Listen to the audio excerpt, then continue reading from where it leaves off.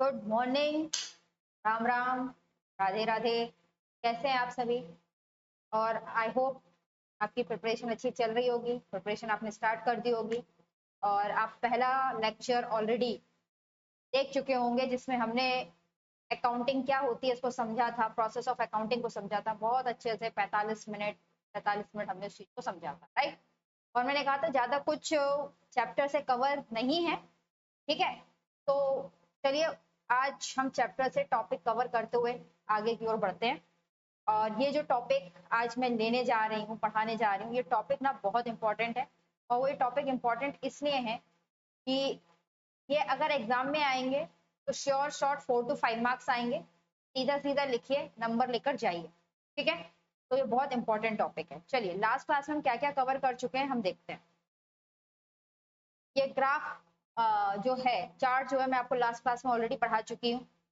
Introduction of accounting आप पढ़ चुके हैं, ठीक है। ये सारा इंट्रोडक्शन ऑफ अकाउंटिंग दिया हुआ है, राइट। आपने मीनिंग ऑफ अकाउंटिंग पढ़ ली थी कि अकाउंटिंग की मीनिंग क्या होती है। देखिए ये सब आप लास्ट क्लास में पढ़ चुके हैं, ठीक है ना। जनरल फाइनेंशियल अकाउंटिंग क्या होती है, क्या रिकॉर्डिंग होता है, क्या क्लासिफाइंग होता है, राइट ना।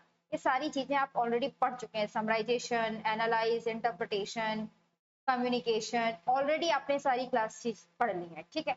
अब देखिए इसके बाद जो टॉपिक आपकी बुक में कवर है वो इवोल्यूशन ऑफ अकाउंटिंग है एज अ सोशल साइंस, कि कैसे अकाउंटिंग इवॉल्व हुई over the period of time और कैसे हम उस अकाउंटिंग से इस अकाउंटिंग तक पहुंचे, ठीक है। एग्जाम पॉइंट ऑफ व्यू से this topic is not important, तो हम चैप्टर के लास्ट में इसको कवर करेंगे ताकि आपको थोड़ा सा ब्रीफ मिल जाए, पता हो बस।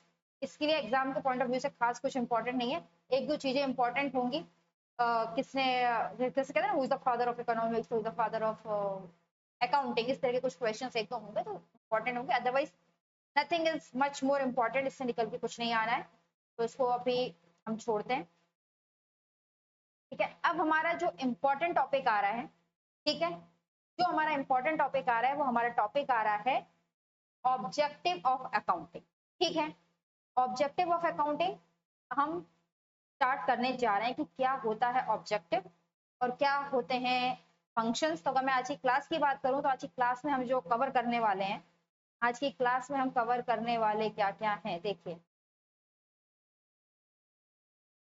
ओके, हाँ, आज की क्लास में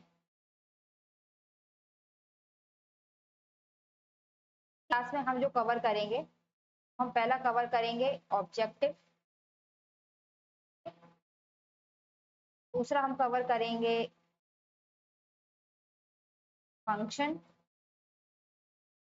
तीसरा हम कवर करेंगे यूजर्स और चौथा हम कवर करेंगे लिमिटेशन। तो मैं चाहती हूँ आज ये चार टॉपिक हम अपनी क्लास में कवर कर लें। अगर ये हम 1 घंटे में कवर कर पाए अच्छे से तो वेल एंड गुड, नहीं हुआ तो कल की क्लास है, हम आगे की क्लास में कवर करेंगे, राइट। तो objective of accounting, function of accounting, users of accounting, ठीक है, and what are the limitation of accounting. तो दो चीजें हैं जिसमें कंफ्यूजन होता है, पहले मैं उसकी बात कर लूं। जो हमें कंफ्यूजन होते हैं वो होते हैं हमें इस दो चीजें कि भाई ऑब्जेक्टिव और फंक्शन में डिफरेंस क्या है, ठीक है। मैं आपको बता दूं, अगर आपसे पूछा जाए कि आपका ऑब्जेक्टिव क्या है, ठीक है, आपका ऑब्जेक्टिव क्या है, तो आप बोलोगे बहुत लॉन्ग टर्म में, मतलब 4 साल बाद या 5 साल बाद मेरा ऑब्जेक्टिव है सीए बनना, राइट। और अभी बहुत इनिशियल में अगर मैं पूछूं शॉर्ट टर्म आपका ऑब्जेक्टिव क्या है, गोल क्या है, तो आप बोलोगे कि हमारा जो मैम ऑब्जेक्टिव या गोल है इन शॉर्ट टर्म वो है सीए फाउंडेशन के एग्जाम को क्लियर करना। These are your objective. अब अगर मैं आपसे पूछूं आपका फंक्शन क्या है, फंक्शन क्या है, कोचिंग क्लासेस लेना आपके फंक्शंस हैं, सेल्फ स्टडी करना आपके फंक्शंस हैं, एग्जाम से पहले टेस्ट देना आपके फंक्शंस है, ये क्या है आपके फंक्शंस, राइट। तो उसी तरह अकाउंटिंग का एक ऑब्जेक्टिव है और उस ऑब्जेक्टिव को पूरा करने के लिए वो कुछ फंक्शंस करते हैं, राइट। ये डिफरेंस हो गया, समझ में आया कि ऑब्जेक्टिव क्या है और फंक्शंस क्या है। आप अपने आप को लो, आपका ऑब्जेक्टिव है सीए फाउंडेशन एग्जाम को क्लियर करना, ये आपका ऑब्जेक्टिव है। उसके लिए आप फंक्शन क्या करोगे, मैंने अभी आपको बताया, आप कोचिंग क्लासेस लोगे, आप सेल्फ स्टडी करोगे, आप एग्जाम से पहले कुछ टेस्ट दोगे, राइट। ये आपके फंक्शंस हैं। तो इसी को देखते हुए लेते हुए हम आगे बढ़ते हैं, ठीक है। तो चलो पहले तो मैं इसको हटा देती हूँ, आई थिंक टॉपिक लिखे रहना इतना इंपॉर्टेंट नहीं है, क्योंकि मुझे डेफिनेशन से कुछ कवर कराना है, वो ज्यादा इंपॉर्टेंट, इसलिए मैं हटा रही हूँ, राइट। लास्ट क्लास में हमने डेफिनेशंस पढ़ी थी ना, और डेफिनेशन में हमने क्या पढ़ा था? अकाउंटिंग में be defined as a process of recording. Accounting को हम डिफाइन कर सकते हैं कैसे? एक प्रोसेस की तरह। प्रोसेस है ये, चलता रहता है ना, प्रोसेस की तरह। क्या किसका प्रोसेस है? रिकॉर्ड करने का, उसको क्लासिफाई करने का, समराइज करने का, देन एनालाइज और इंटरप्रिटेट करने का। किस चीजों को करते हैं हम? Record, classify, summarise, analyse. Financial transactions को, ठीक है ना, फाइनेंशियल ट्रांजेक्शन्स को करते हैं। अब फाइनेंशियल ट्रांजेक्शन्स क्या होती है आप सबको पता है, वो ट्रांजेक्शन जिसमें मनी इन्वॉल्व हो। आपने सेल की, फाइनेंशियल ट्रांजेक्शन। आपने परचेज की, फाइनेंशियल ट्रांजेक्शन। आपने सैलरी दी, फाइनेंशियल ट्रांजेक्शन। आपने रेंट पे किया, फाइनेंशियल ट्रांजेक्शन। मनी इन्वॉल्व है, these are the financial transaction. और उसके रिजल्ट को कम्युनिकेट करना, किनको कम्युनिकेट करना? पर्संस को जो उसमें इंटरेस्टेड है, राइट। ये लास्ट क्लास से पढ़ा था। अब आप कहोगे मैम आप इसको रिपीट क्यों करा रहे हो? देखो मैं रिपीट इसलिए करा रही हूँ क्योंकि इसका जो ऑब्जेक्टिव्स है ना वो आपको यहीं से निकल के आएंगे। अगर मैं पहले ऑब्जेक्टिव की बात करूं तो आप क्या मुझे अपना पहला ऑब्जेक्टिव इस डेफिनेशन के बेसिस से बता सकते हो कि अकाउंटिंग प्रोसेस है रिकॉर्डिंग, क्लासिफाइंग, समराइजिंग, एनालाइजिंग। हम अकाउंटिंग क्यों करते हैं? तो सबसे पहला तो हर किसी का जवाब होगा टू मेंटेन सिस्टमेटिक रिकॉर्ड। खुद अकाउंटिंग की डेफिनेशन कह रही है रिकॉर्डिंग। अकाउंटिंग का पहला ये क्या है? To maintain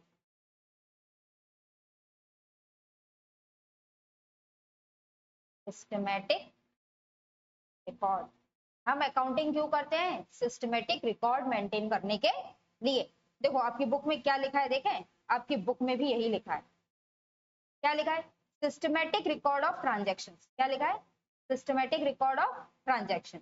basic objective of accounting is to systematically record financial aspect of business transaction. Business transaction के फाइनेंशियल एस्पेक्ट को सिस्टमेटिकली रिकॉर्ड करना है, ठीक है, जिसको हम क्या कहते हैं? बुक कीपिंग कहते हैं। दीज रिकॉर्डेड ट्रांजेक्शन को हम लेटर ऑन क्या करते हैं? क्लासिफाई करते हैं, समराइज करते हैं और फाइनेंशियल स्टेटमेंट प्रिपेयर करते हैं।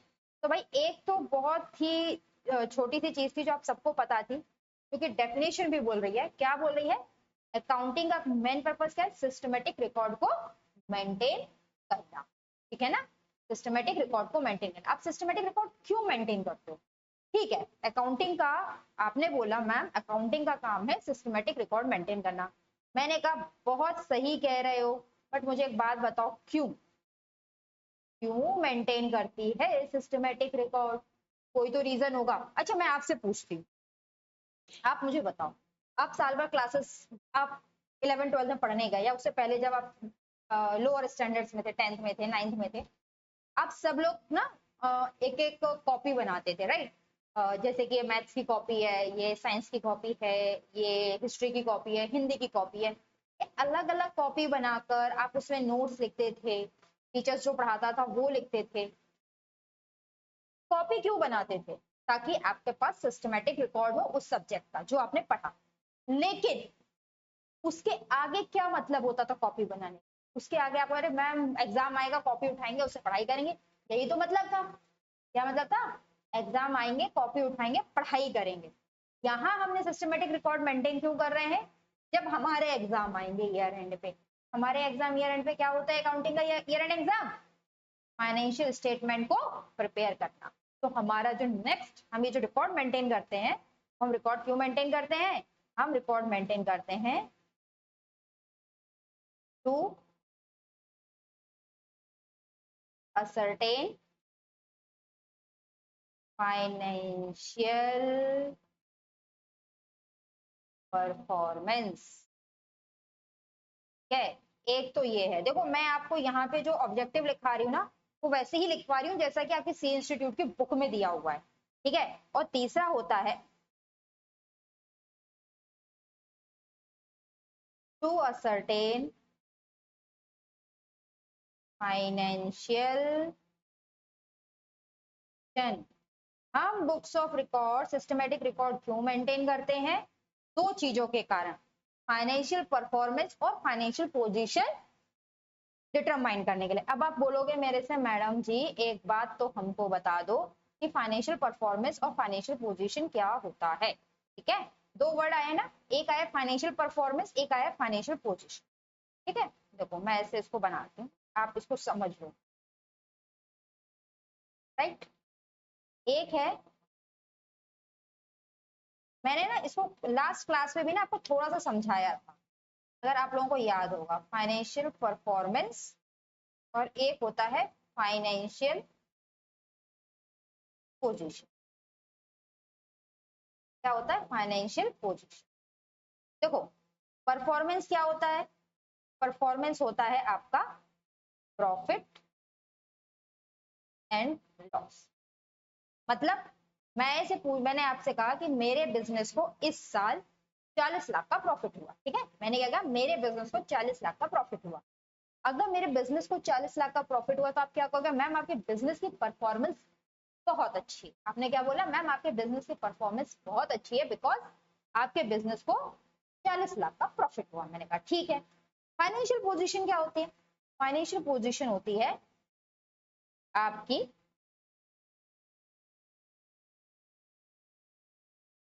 Balance sheet. बैलेंस शीट ही लिखो, है ना, बैलेंस शीट।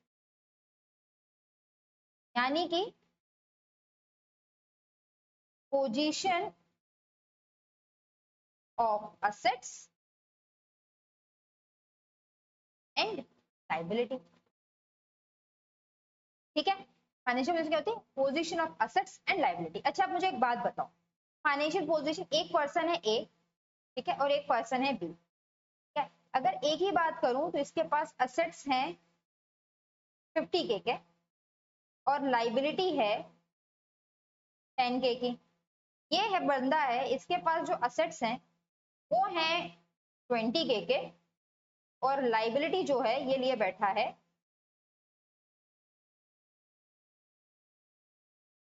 लाइबिलिटी इसके पास है 45K की। इसकी पोजीशन अच्छी है। आप डेफिनेटली कहोगे मैम इसकी पोजीशन अच्छी है। क्यों अच्छी है? भाई इसके पास असेट्स तो 50,000 के हैं, मतलब 50,000 रुपए इसके हाथ में है, ये मान के चलो, और इसको कितने रुपए चुकाने? मात्र 10,000, ठीक है। इसको देखो पैसे तो हाथ में मात्र 20,000 है, लेकिन चुकाना कितना है? 45,000 रुपए चुकाने हैं, तो इसकी पोजीशन क्या है? खराब है। तो ये हमें कैसे पता चलेगा कि एक पर्टिकुलर पॉइंट ऑफ टाइम पे पास कितने असेट्स है, कितने लायबिलिटी थे? कैसे पता चलेगा? ये तभी पता चलेगा कि जब हमने साल भर के रिकॉर्ड सिस्टमेटिकली मेंटेन किए हो, ठीक है। अकाउंटिंग का एक ऑब्जेक्टिव क्या होता है? पहला तो सिस्टमेटिक रिकॉर्ड मेंटेन करना।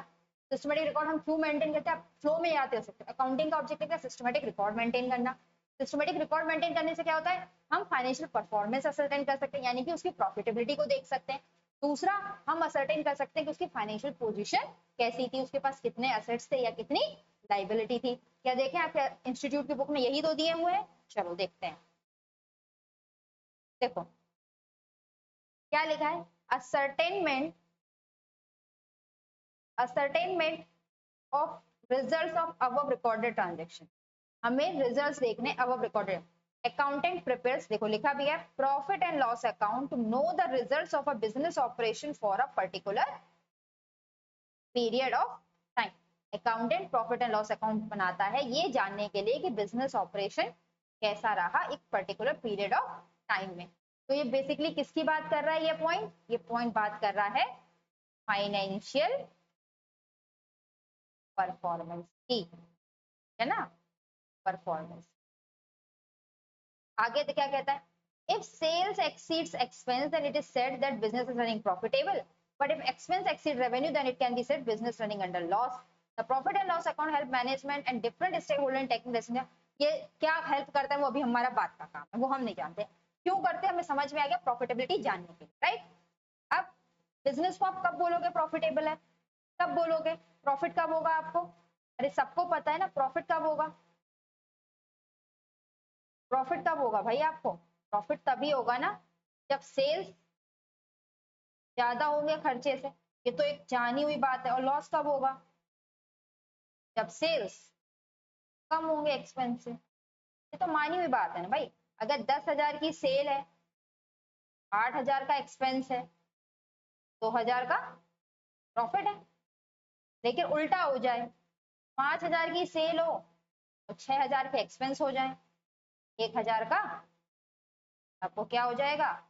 लॉस हो जाएगा। तो ये सब कोई आपको समझाने वाली बात नहीं, कॉमन सेंस की बात है, हर किसी को पता है। अगर सेल्स ज्यादा है खर्चे कम है प्रॉफिट, खर्चे ज्यादा है सेल्स कम है लॉस, राइट। तो आपको समझ में आ गया, ठीक है। आगे बढ़े, चलो आगे बढ़ो। हाँ, दूसरा पॉइंट भी आप लोग देख लो, आप ये लोग कहो कि कहीं ऐसा तो नहीं है कि हो ही ना। देखो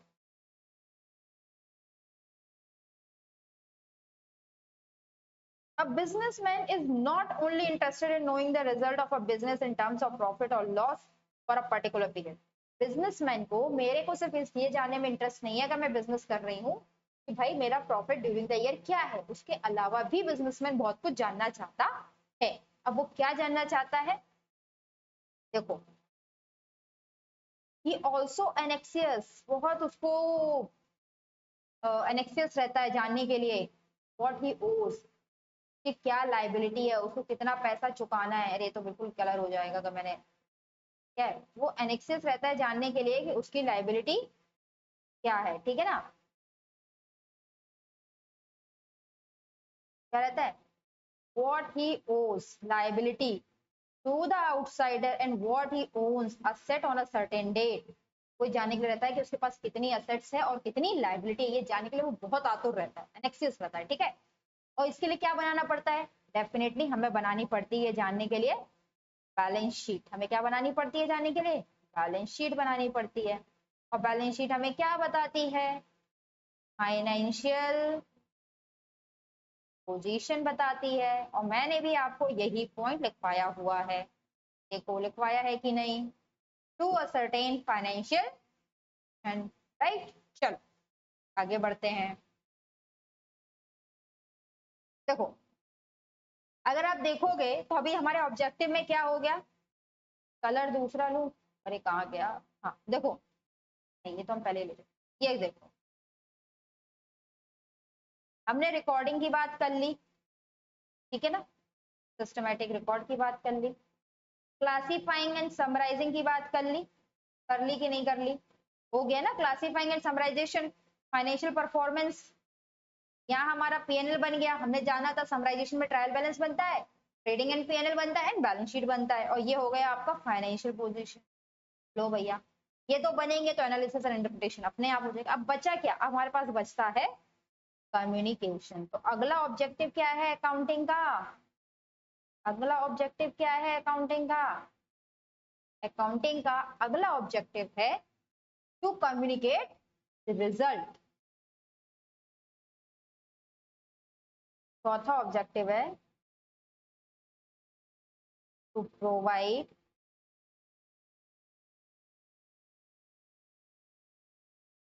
information to financial users, to provide information to users कर लो ना, फाइनेंशियल यूजर्स का क्या मतलब, to provide information to the users, users को इंफॉर्मेशन प्रोवाइड करना। एक बात बताओ, मैं आपसे एक बहुत छोटी सी चीज पूछूं, आप मेरे पास आए, आपने मेरे से बोला मैम आप हमको सीए फाउंडेशन की क्लासेस कुछ, अब भाई कोई बात नहीं आ जाओ पढ़ा दूंगी फेस टू फेस, सारी बात हो गई, सब कुछ हो गया। आप अब मेरे में इंटरेस्टेड हो, आपने मुझे फीस दे दी ना, अब आपको इंटरेस्ट क्या है, बताओ क्या इंटरेस्ट है आपका। इंटरेस्ट ये है कि मैम डेली क्लासेस होनी चाहिए, आप डेली क्लासेस हो ताकि कोर्स कंप्लीट हो, आप ज़्यादा से ज़्यादा टेस्ट कंडक्ट कराओ ताकि हमें एग्जाम लिखने की तैयारी हो जाए, ठीक है ना। और आप इस बात में इंटरेस्टेड रहोगे कि मैम कितने टेस्ट ले रही हैं, मैम किस तरीके से पढ़ा रही हैं, राइट ना। आपका इंटरेस्ट होगा ना मेरे में। अगर मैं क्लासेस ना लूँ, या मैं क्लासेस ना लूँ तो क्या होगा, या आप छोड़ो, आप तो मेरे से पढ़ने आ गए, जो लोग नहीं है, जो मेरे से नहीं पढ़ रहे हैं, वो भी तो अगर मेरे से पढ़ना चाहेंगे तो जानना चाहेंगे ना मैम कैसा पढ़ाती हैं, अच्छा पढ़ाती हैं कि नहीं, कहीं ऐसा तो नहीं है कि फीस ज्यादा ले रही है और पढ़ा नहीं रही है, क्वालिटी नहीं है, बहुत सारी चीजों के लिए इंटरेस्टेड हो। अगर आप किसी बिजनेस में, ठीक है, अगर एक बिजनेस है, मैं आपसे कहती हूँ ये एक बिजनेस है, ठीक है, XYZ लिमिटेड, ये एक बिजनेस है, कंपनी है ये, और ये एक बैंक है, ठीक है, ये एक बैंक है BNP, चौकल वाले होंगे समझ गए होंगे क्या है ये, ठीक है, ये बैंक है BNP। इस बैंक BNP ने XYZ लिमिटेड को लोन दिया था, इतने का 10 करोड़ का लोन दिया। अब बैंक ने जब XYZ लिमिटेड को 10 करोड़ का लोन दिया है तो बैंक को क्या है, बैंक को इंटरेस्ट है। बैंक को क्या इंटरेस्ट है, बैंक को इंटरेस्ट है भाई XYZ लिमिटेड तेरे पास पैसा है, पैसा है तेरे पास, किसके लिए, मेरे पैसे लौटाने के लिए, है ना, मेरे पैसे लौटाने के लिए। बैंक को क्या चाहिए, बैंक को अपने पैसे चाहिए, तो बैंक इंटरेस्टेड है भाई XYZ लिमिटेड के पास पैसा है, मेरे पैसे लौटा पाएगा। भाई इस साल उसमें कहीं ऐसा तो नहीं कि इस साल उसको बहुत ज्यादा लॉस हो गया हो, अगर कंपनी को बहुत ज्यादा लॉस हो गया होगा तो वो आने वाली ड्यू डेट पे EMI पे मेरी इंस्टॉलमेंट कैसे देगा।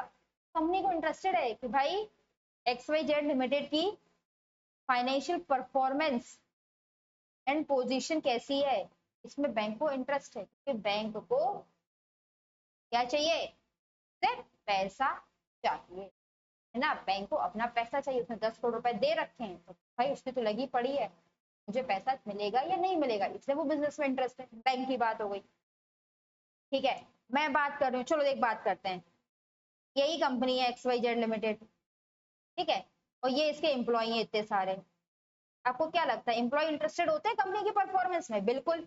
एम्प्लॉय को लगता है कंपनी अच्छा खासा प्रॉफिट कमा रही है ना, कंपनी के पास प्रोजेक्ट्स हैं ना, है कि नहीं है, भाई ऐसा तो नहीं कि कंपनी की पोजीशन खराब हो रही हो, कंपनी लॉस में जा रही हो, क्यों भाई, इनकी जो नौकरी है वो किस पे डिपेंड करती है, कंपनी की फाइनेंशियल परफॉर्मेंस एंड पोजीशन पे, क्योंकि अगर कंपनी की फाइनेंशियल परफॉर्मेंस एंड पोजीशन खराब हुई, कंपनी कहेगी गेट आउट, मुझे तुम नहीं चाहिए भैया, मुझे तो अपना कॉस्ट कम करना है।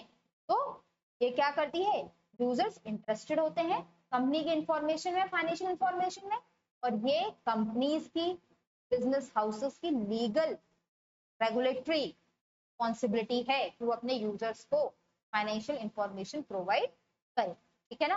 तो कंपनीज को या और बिजनेस हाउसेस को अपने यूजर्स को इंफॉर्मेशन प्रोवाइड करनी होती है, और इंफॉर्मेशन को प्रोवाइड करने के लिए आपको अकाउंट्स मेंटेन करने होते हैं, ठीक है। देखो क्या लिखा है, यहाँ लिखा है accounting is a language of a business, हमने पढ़ा था। क्यों, ये कम्युनिकेट करती है financial result of an enterprises to its various stake holder, ठीक है। स्टेक होल्डर क्या होते हैं, देखो स्टेक होल्डर आ गया तो बता दो, स्टेक का मतलब जिसका कुछ ना कुछ स्टेक, कुछ ना कुछ इंटरेस्ट हो कंपनी में। बैंक ने कंपनी को लोन दिया था XYZ को, उसे पैसा लेना था, बैंक का स्टेक था। एम्प्लॉय का स्टेक क्या है, उसकी नौकरी डिपेंड करती है, ठीक है। कस्टमर मान लो उस कंपनी के प्रोडक्ट को कंज्यूम करने का हैबिचुअल है, तो वो ये चाहते हैं भाई कंपनी चले ताकि मुझे प्रोडक्ट मिलता रहे, वो उसका स्टेक है। किसी रॉ मटेरियल सप्लायर ने सामान उधार पे बेचा है, उसको कंपनी से पैसा चाहिए, ये उसका स्टेक है, तो भी कंपनी में इंटरेस्टेड है, वो कंपनी का स्टेक होल्डर, वेरी सिंपल, तो भी कंपनी में इंटरेस्टेड है, वो कंपनी का स्टेक होल्डर है, ठीक है। Accounting aims to meet information needs of the decision makers and help them to rational decision, ठीक है। तो वो क्या चाहती है, वो चाहती है कि इन यूजर्स को इंफॉर्मेशन मिल सके और वो एक रैशनल डिसीजन ले सके, ये लिखा है ना, and help them in rational decision. अब देखो रैशनल डिसीजन मेकिंग क्या होगी, बैंक सोचेगा भाई पैसा मिलेगा या नहीं मिलेगा, अगर नहीं मिलेगा तो फिर मुझे क्या स्टेप्स लेने चाहिए अपने पैसों की रिकवरी के लिए, तो उसके लिए रैशनल डिसीजन। एम्प्लॉय को लगा यार नहीं, बिजनेस की हालत खस्ता है, बिजनेस आगे नहीं ज्यादा दिन टिक पाएगी कंपनी, तो वो रैशनल डिसीजन लेगा कि मैं कोई दूसरी नौकरी खोजूं, ठीक है ना। तो इस तरीके से हर व्यक्ति अपना रैशनल डिसीजन लेता है। अब एक लास्ट पॉइंट आता है, दैट इज पॉइंट 5, को हम कहते हैं to know solvency position. Solvency position का मतलब मैं बहुत लेमन लैंग्वेज में बोलूं, बहुत लेमन लैंग्वेज में सॉल्वेंसी का पोजीशन का मतलब ये है, इसमें क्या लिखा है,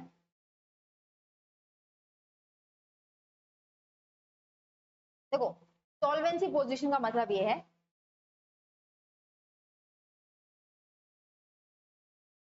ये मैं अपने शब्दों में कह रही हूँ ना, इसका मतलब ऐसा नहीं रहता,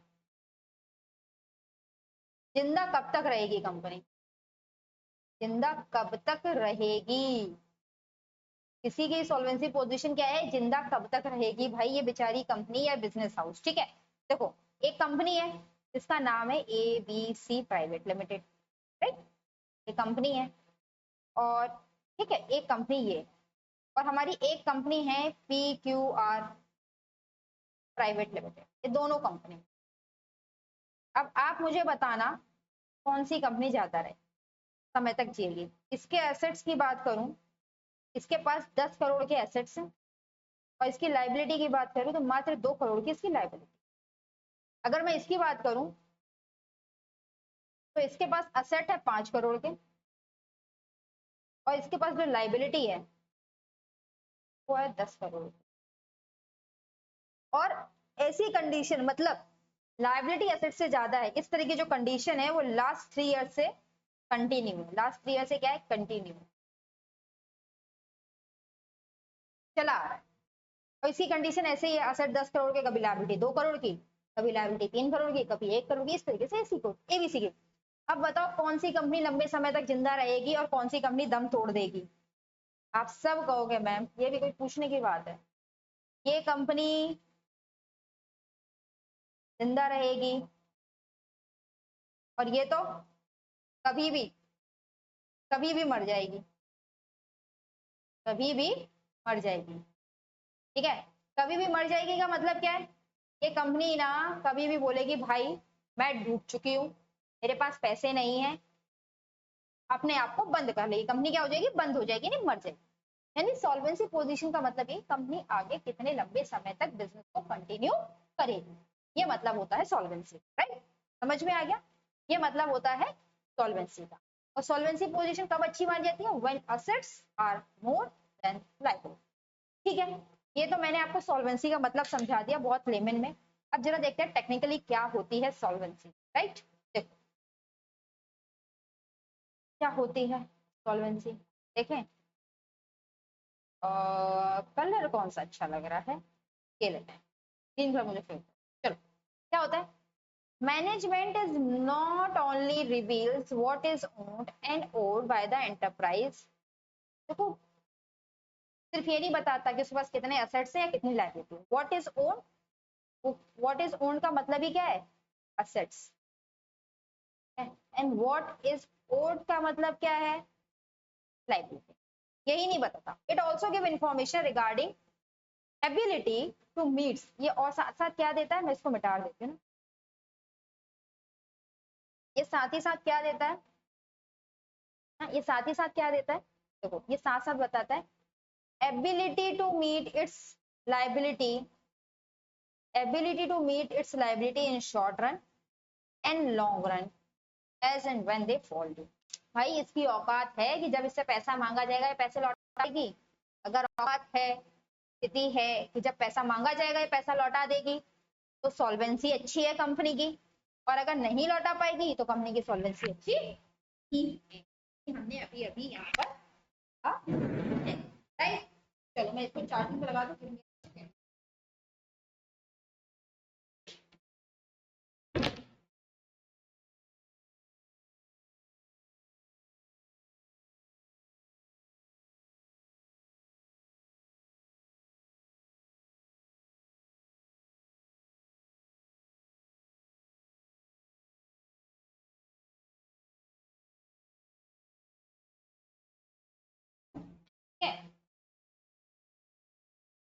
तो हमने क्या क्या पढ़ा, अब चलो मैं आपको ना नोट्स बता देती हूँ। आई होप मैंने नोट्स में कुछ कवर ना करना पाओ पॉइंट, लेकिन मैं आपसे कहूंगी एग्जाम में जो बुक्स आपके पॉइंट है आप उन्हीं को लिखें, बेहतर है। ऑब्जेक्टिव ऑफ अकाउंटिंग क्या है, तो भाई maintenance of systematic record of business transaction, determination of profit and ascertain financial position and balance sheet। ठीक है, प्रोवाइड इंफॉर्मेशन, पॉइंट नहीं है आपका सॉल्वेंसी का, और एरर एंड फ्रॉड को डिटेक्ट करने में मदद करती है, उसको भी आप शो। ये आपके 5 पॉइंट तो आपकी book cover objectives of accounting के, ये 5 पॉइंट ऑब्जेक्टिव ऑफ अकाउंटिंग के आपको हैं। ठीक है, यही 5 पॉइंट आपको कवर करने हैं। मैं माइक लगाना भूल जाऊँ, चलिए।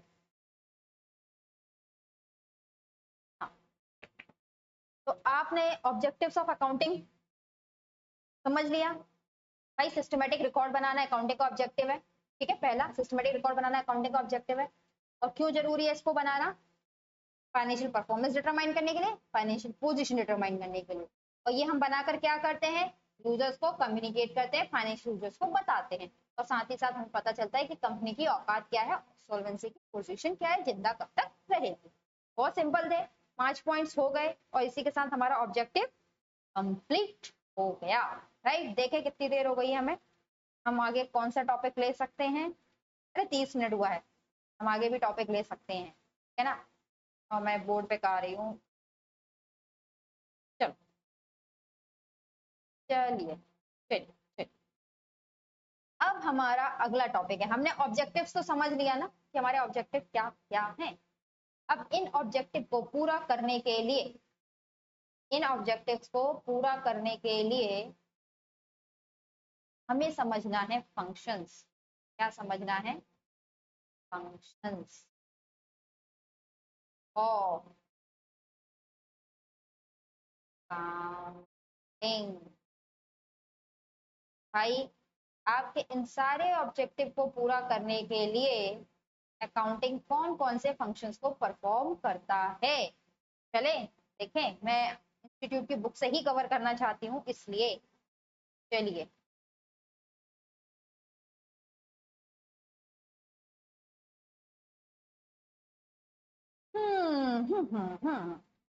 चलो भाई, अकाउंटिंग के फंक्शन।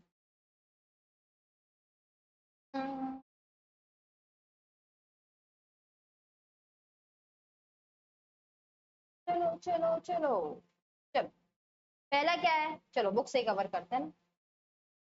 पहला क्या है? पहला आता है measurement. accounting measure past performance of a business entity and depicts its current financial position। देखो, मैं आपको, जिसने पहली क्लास देखी है ना, जिसने पहली क्लास देखी है उनको थोड़ा पहली क्लास में लेकर जाती हूँ। आपको याद होगा रॉकी ने एक बिजनेस स्टार्ट किया था जिसका नाम था कूल कॉफी शॉप, है ना। कूल कॉफी शॉप या कूल कॉफी कैफे, कुछ ऐसे ही बिजनेस था, नाम नहीं याद आ रहा। उसने वो बिजनेस स्टार्ट किया था और उसमें वो कॉफी बेचा करता था। उसने साल भर कॉफी बेची थी। लास्ट में मेरे पास आया था और मेरे पास आके बोला था कि आप क्या करो, आप मेरे बिजनेस की प्रॉफिटेबिलिटी डिटरमाइन कर दो। मैंने बोला कर दूंगी, कोई दिक्कत नहीं है। उसमें हमने पहला स्टेप पढ़ा था आइडेंटिफिकेशन का। उसके बाद मैंने बताया था measurement, measurement in terms of money. तो हम उसमें क्या मेजर कर रहे थे? क्या कर रहे थे? पास्ट परफॉर्मेंस को ही तो मेजर कर रहे थे। पास्ट परफॉर्मेंस क्या थी उस बिजनेस की? पास्ट परफॉर्मेंस, अगर मैं कूल कॉफी डे की बात करूं तो पास्ट परफॉर्मेंस क्या थी उसकी? उसने जो सेल करी थी उसकी पास्ट परफॉर्मेंस थी। उसने जो परचेज करी थी वो उसकी पास्ट परफॉर्मेंस थी। राइट, यही थी ना उसकी पास्ट परफॉर्मेंस। और उसी सेल एंड परचेज को, ठीक है, उसके एक्सपेंसेस को हम क्या कर रहे थे? हाँ, उसको हम क्या कर रहे थे? उसको हमने मेजर किया। किस में किया था? In terms of money. हमने इन टर्म्स ऑफ मनी उसको मेजर किया था। राइट, और मेजर करके हमने बताया था कि इसकी 30 लाख रुपए की सेल है क्योंकि उसने 30,000 कप कॉफी बेची थी at the rate of 100 rupees per cup. ठीक है ना, ऐसा कुछ निकाला था। ठीक है, इसके बेसिस हम क्या निकालते हैं? उसकी current financial position. Current financial position क्या? बैलेंस शीट, उसके पास कितने असेट्स हैं या कितनी लाइबिलिटी है। तो हम क्या करते हैं? फाइनेंशियल पोजीशन को डिटरमाइन करने के लिए हमारा जो पहला फंक्शन क्या होता है? मेजरमेंट होता है। कंपनी की पास्ट परफॉर्मेंस को क्या करते हैं?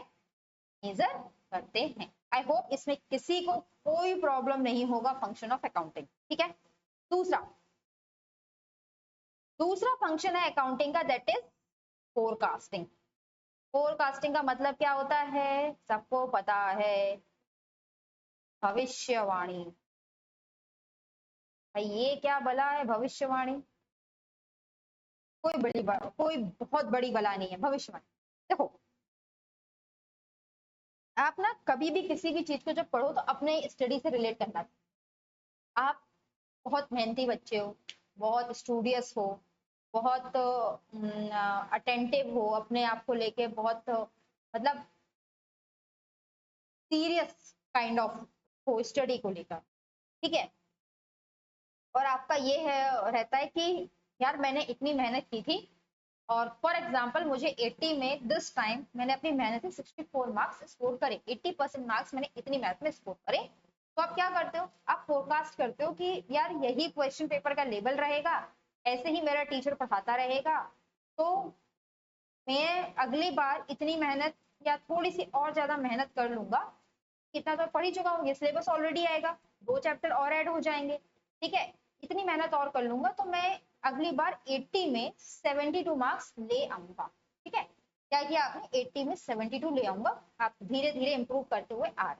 ठीक है, ये आपने कैसे फोरकास्ट किया, अपनी पास्ट परफॉर्मेंस पे, अपनी पास्ट स्टडीज आवर की कैपेबिलिटीज पे, अभी कैपेबिलिटीज 4 घंटे 7 घंटे 8 घंटे जो भी पढ़ने के, उस पे आपका जो टीचर आपको पढ़ा रहा है वो कैसा पढ़ा रहा है उस पे, तो जितनी भी पास्ट में चीजें हुई आपके साथ उसके बेसिस में आपने किया कि नहीं अगर मैं ऐसे करता हूँ या ऐसा करूंगा तो शायद मैं अगले बार एग्जाम में 80 में 80 में 72 मार्क्स स्कोर कर लूँ। राइट, आपने तो कर लिया, लेकिन एक बात बताओ, क्या ये पॉसिबल नहीं है कि अगली बार आपका टीचर इज वेरी स्मार्ट, उसने कहा अच्छा तुम लोग को ऐसा लगता है, तुम लोग ऐसा सोचते हो, पेपर को मस्त बनाया, out of the box question paper set किया है, क्वेश्चन पेपर के पल्ले ही नहीं पड़ रहा कि पूछ क्या रहा है, बहुत टफ क्वेश्चन पेपर सेट कर दिया, और आपकी जितनी फोरकास्टिंग थी 80 में 72 की वो 60 चली गई, हाँ 64 आए थे लास्ट एग्जाम में, वो 72 सोच रहे थे 60 नंबर ही है, because paper is so tough,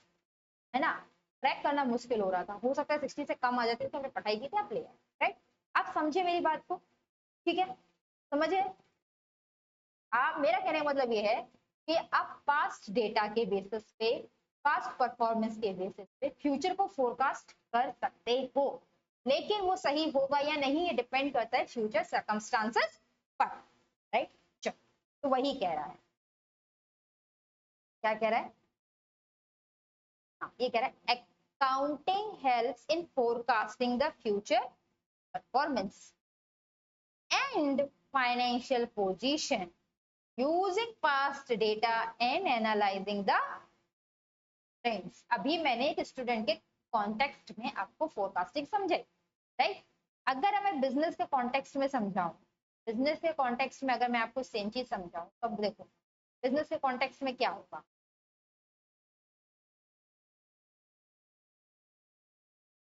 business के कॉन्टेक्स्ट में देखना, एक कंपनी है जिसका नाम है N M B, N M B private limited, ठीक है, और अगर मैं इसकी बात करूं तो पास्ट 3 ईयर से इसका जो प्रॉफिट है वो मान लो ऐसा था, पहले साल में 40 लाख था, ठीक है, फर्स्ट ईयर में ना, सेकंड में ये बढ़ गया, ये सेकंड में बढ़कर हो गया 43.9 लाख, ठीक है, फिर थर्ड ईयर आया और थर्ड ईयर में ये प्रॉफिट बढ़ के मान लो हो गया आपका 48 लाख के अराउंड कहीं। तो अगर आप मोटा मोटा देखोगे ना, मोटा मोटा, तो आप ये देख रहे हो 10% से आपकी प्रॉफिटेबिलिटी हर साल बढ़ रही है, अराउंड सम अराउंड 10% ना, नॉट एग्जैक्टली 10%, अराउंड 10% आपकी प्रॉफिटेबिलिटी बढ़ रही है। तो आप फोर्थ ईयर के लिए, थर्ड ईयर के एंड पे आपने फोर्थ ईयर पे क्या फोरकास्ट कर लिया भाई, अगले साल भी प्रॉफिटेबिलिटी कितने से इंक्रीज कर जाएगी, 10%। ठीक है, ये आपने क्या किया, आपने फोरकास्ट किया, इसके बेसिस पे ये फ्यूचर जो पास्ट में जो चला आ रहा था कि भाई हर साल मेरी प्रॉफिटेबिलिटी 10% से इंक्रीज करती थी, तो इस साल भी प्रॉफिटेबिलिटी 10% से इंक्रीज कर जाएगी। वो बात अलग था कि उसी साल कोरोना आ गया, ठीक है, तो प्रॉफिटेबिलिटी 10% से इंक्रीज हो जाए, 20% और गिर गई, दैट्स अ डिफरेंट थिंग। ठीक है, तो आप पास्ट ट्रेंड की वजह से, पास्ट डेटा के बेसिस पे क्या करते हो, फ्यूचर परफॉर्मेंस को फोरकास्ट करते हो। ठीक है, समझ आ गया, चलो नेक्स्ट पॉइंट क्या है, डिसीजन मेकिंग।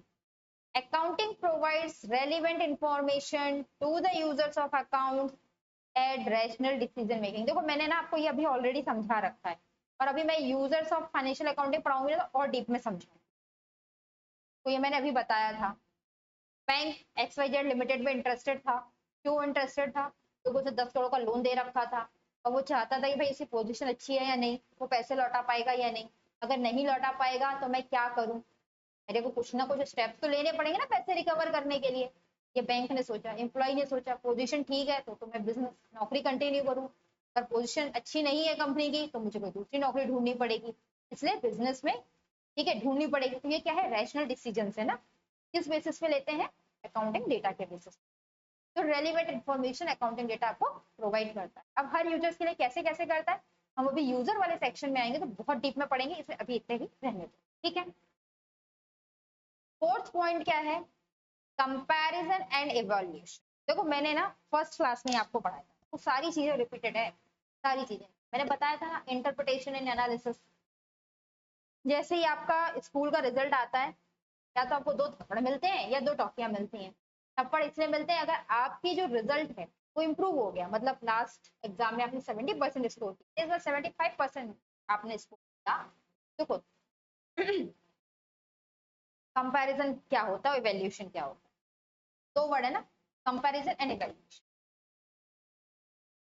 क्या है, एक है कंपैरिजन और एक है इवैल्यूएशन, ठीक है। कंपैरिजन और इवैल्यूएशन में डिफरेंस समझ। कंपैरिजन क्या है, ये आपका लास्ट एग्जाम था, मतलब जो आपने लास्ट में दिया था, ठीक है, और ये रीसेंट एग्जाम,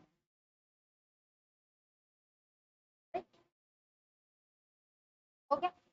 यहाँ आपने 70% स्कोर किया था, ये 75%। कंपेयर किया तो आपने को क्या मिला कि +5% इंक्रीज होगा, ये कंपैरिजन है। रीसेंट एग्जाम में स्कोर मार्क्स को आपने प्रीवियस मार्क्स से कंपेयर किया और आपको क्या मिला कि 5% इंक्रीज हो गया। अब आपने इसको इवेल्युएट किया कि भाई इंक्रीज क्यों हो गए, आपको पता चला इंक्रीज इसलिए हो गए क्योंकि मैथ्स में इस बार आपने 90% मार्क्स स्कोर, कितने मार्क्स स्कोर करे, 90%, जिसकी वजह से आपका ओवरऑल परसेंटेज 5% से इंक्रीज कर गया, ये आपने इवेल्युएट करके निकाला, राइट। अब अगर मैं बिजनेस के टर्म्स में बात करूं, ठीक है, अगर मैं बिजनेस के टर्म्स में बात करूं तो बिजनेस में क्या होगा, बिजनेस में होगा लास्ट ईयर, ठीक है, और करंट ईयर। बिजनेस में भी 2 ईयर होंगे, राइट। लास्ट ईयर मान लो बिजनेस का जो प्रॉफिट था वो था 100 लाख का, इस साल बिजनेस को प्रॉफिट हुआ 120। जब आपने दोनों को कंपेयर किया तो आपको पता चला कि 20 लाख से प्रॉफिट बढ़ गया, ठीक। अब ये प्रॉफिट क्यों बढ़ा, आपने इसको क्या किया, आपने इसको इवेल्युएट किया तो आपको पता चला कि जो डिमांड थी, डिमांड ऑफ प्रोडक्ट क्या हो गई, तो इंक्रीज हो, डिमांड ऑफ प्रोडक्ट क्या हो गया, इंक्रीज हो गया, क्योंकि प्रोडक्ट की डिमांड इंक्रीज हो गई है, आपकी प्रॉफिटेबिलिटी। ये होता है कंपैरिजन एंड इवैल्यूएशन, राइट। यही बिजनेस में होता है। तो ये क्या हो सकता है, ये सेल्फ के साथ हो सकता है, ये तो आपने अपने ही साथ किया ना, सेम पर्सन, मान लो ये मिस्टर रोहित के मार्क्स थे, ठीक है। अब यही मैं कहूं कि इनका क्लास के एक टॉपर थे, टॉपर थी जिनका नाम था मीना, ठीक है, और मीना के मार्क्स आए थे 95%। तो ये 95% मार्क्स अगर टॉपर ऑफ द कंपनी से कंपेयर करते, मतलब टॉपर ऑफ द क्लास से कंपेयर करते, तो क्या कहते हैं, इनके 20% मार्क्स अभी भी टॉपर ऑफ द क्लास से कम है ना। तो आप क्या कर सकते हो, आप अपने से भी कंपेयर कर सकते हो और अपने पेयर से भी कंपेयर कर सकते हो, अपने क्लासमेट से कंपेयर, और कंपनी देखो क्लास में होते हैं क्लासमेट्स, इंडस्ट्री में होते हैं पीयर कंपनीज, ठीक है। तो अपनी दूसरी कंपनी से भी आप कंपेयर कर सकते हो इंडस्ट्री। तो क्या लिखा है, accounting assess performance achieved in relation to targets and disclose the information regarding accounting policies and a contingent liability which play an important role in predicting, comparing, evaluating and बहुत technical language में दिया है, बहुत ज्यादा। भैया मैं आपको easy language में नोट्स में दूंगी, आप वो करना। क्या है, accounting informations are used to compare the performance of the company with self or with other companies in the industry to evaluate whether company has achieved the target or not, ठीक है, and what are the reasons। हम ये बहुत simple language में बोल सकते हैं। तो ये जो मैंने आपको समझाया वो समझ आ गया, ठीक है, ये चीज आपको क्लियर हो गई। ये बहुत ही कॉम्प्लिकेटेड लैंग्वेज में दिया हुआ है, अगर आप इतना कॉम्प्लिकेटेड लैंग्वेज में पढ़ोगे ना तो बहुत दिक्कत होगा।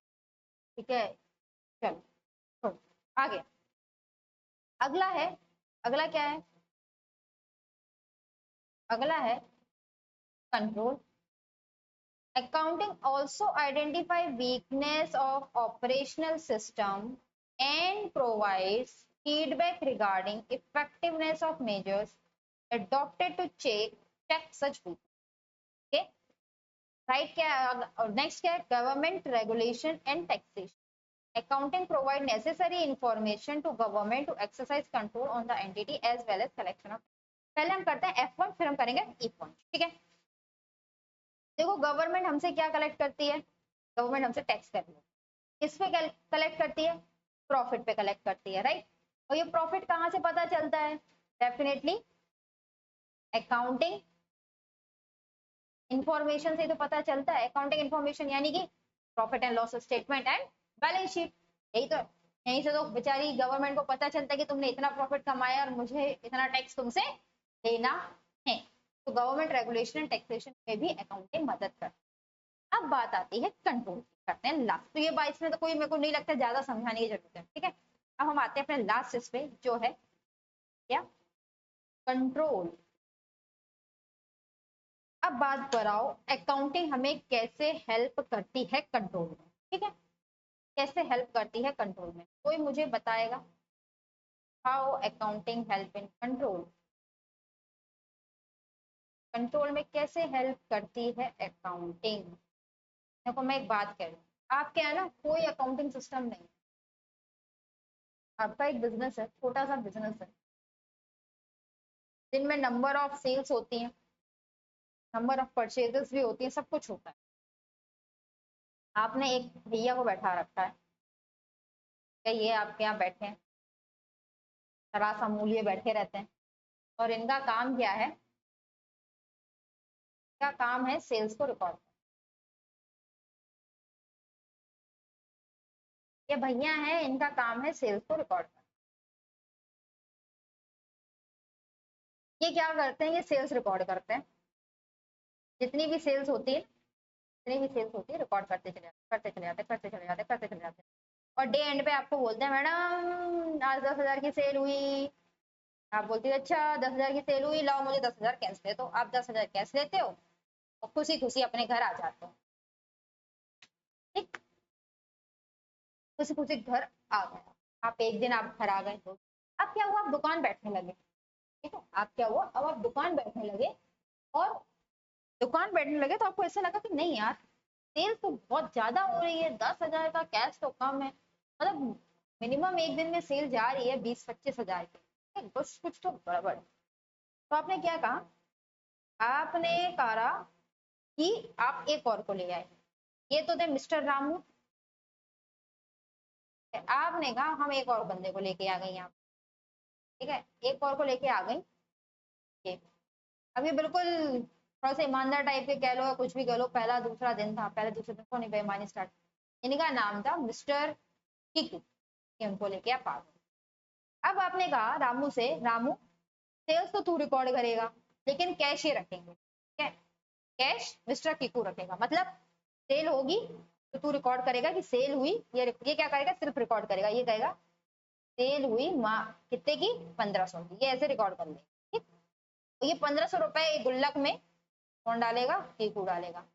आपने जब ये किया तो आपको डे एंड पे पता चला कि आपकी जो टोटल सेल हुई थी, डे एंड पे आपको क्या पता चला, डे एंड पे आपको पता चला कि आपकी जो टोटल सेल थी वो कितने की थी, वो पहुंची 25 थी। अरे आपको समझ में आया कि रामू क्या कर रहा था, रामू आधी सेल खुद रख रहा था और आधी तो अपने साथ कर ले जा, तब आपको समझ में आया भाई रामू क्या कर रहा था, रामू काका आपके साथ फ्रॉड कर रहे थे, आपके साथ क्या कर रहे थे, फ्रॉड कर रहे थे, ठीक है।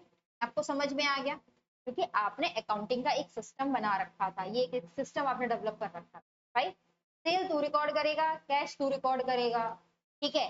लास्ट में जब दोनों को मिलाएंगे तब देखा जाएगा क्या हुआ, जब लास्ट में मिलाया तो आपको प्रॉपर पता चल गया, ठीक।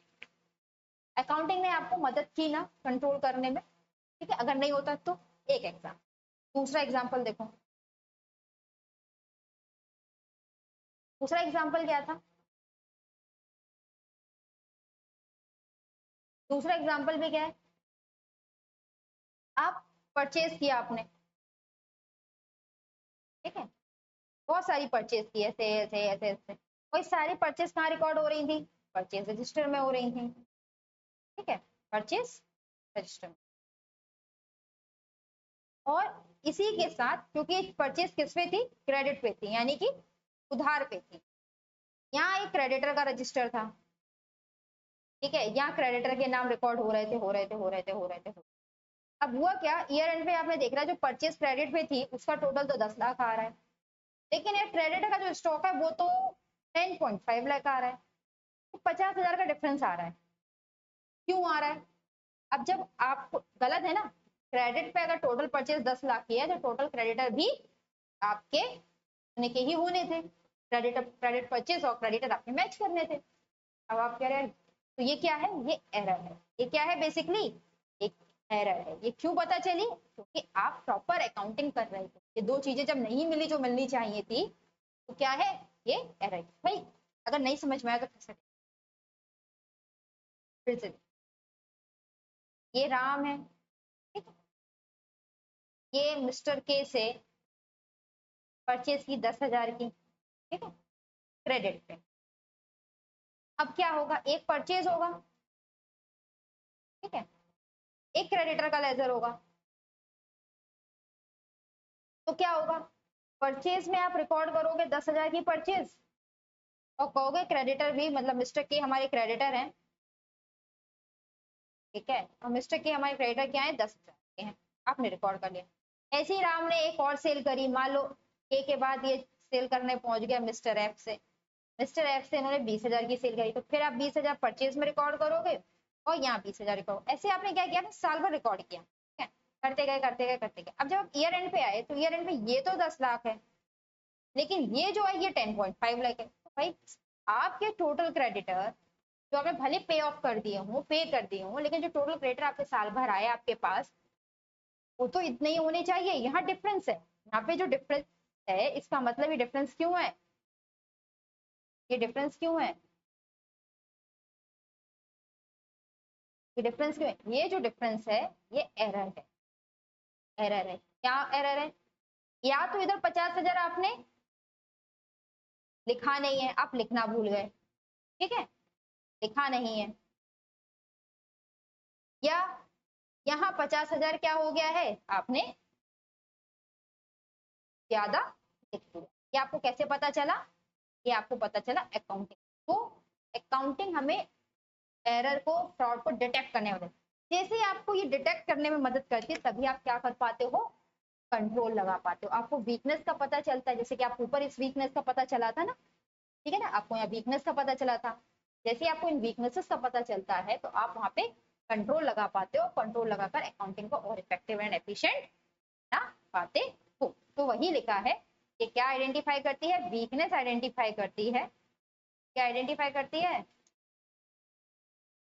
वीकनेस आइडेंटिफाई करती है ऑपरेशन सिस्टम में और प्रोवाइड करती है feedback regarding effectiveness of measures adopted to check such. ठीक है, हमें वीकनेसेस का पता चलता है और हम उस वीकनेसेस को दूर करने के लिए स्टेप लेते हैं। इसी के साथ हमने कवर कर लिया है हमारे objective of accounting and functions of accounting. Lectures already 1 hour का हो चुका है, तो मुझे लगता है हमें आज की क्लास को रखना चाहिए यहीं तक। कल की क्लास में हम दो टॉपिक इंपॉर्टेंट, अगेन इंपॉर्टेंट दो टॉपिक्स हैं वो हम लेके आएंगे, और वो दो इंपॉर्टेंट टॉपिक जो होने वाले हैं वो है users of accounting and limitations of accounting. Very very important topics, तो हम कल की क्लास में कवर करेंगे। आज की क्लास में इतना ही, तब तक के लिए गुड नाइट। और अगर आपको लेक्चर्स पसंद आ रहा हो तो प्लीज एंड प्लीज चैनल को लाइक करें, सब्सक्राइब करें, और अगर आप में से कोई भी फेस टू फेस क्लासेस लेना चाहता हो, फेस टू फेस क्लासेस लेने में इंटरेस्टेड हो, तो ये रिजल्ट्स के बाद क्लासेस अवेलेबल रहेंगी, ठीक है, ये उसका एड्रेस है, यहाँ पे सारी इन्फॉर्मेशन अवेलेबल है, आप कांटेक्ट कर सकते हैं, राइट। और अगर आपको लेक्चर पसंद आ रहे हो तो प्लीज चैनल को लाइक एंड सब्सक्राइब करें। आज के लिए इतना ही, साइनिंग ऑफ फॉर टुडे, मिलते हैं